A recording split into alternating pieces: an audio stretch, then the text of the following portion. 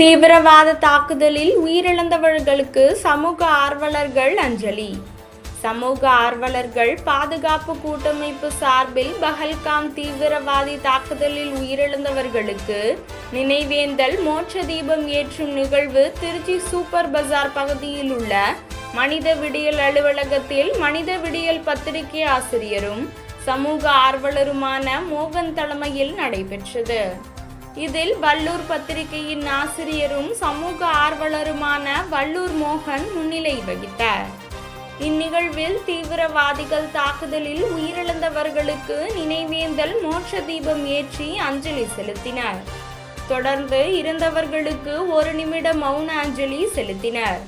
இதில் சமூக ஆர்வலர்கள் சித்ரா, லைன் மகேஸ்வரி, கோவிந்தசாமி, ஆம்ஸ்ட்ராங் ராபி, அருணாச்சலம், சங்கர் பக்ரிசாமி, தங்கவேல், ரங்கராஜன், ராஜசேகர், மரியா அந்தோணி உள்ளிட்ட சமூக ஆர்வலர்கள் பலர் கலந்து கொண்டனர்.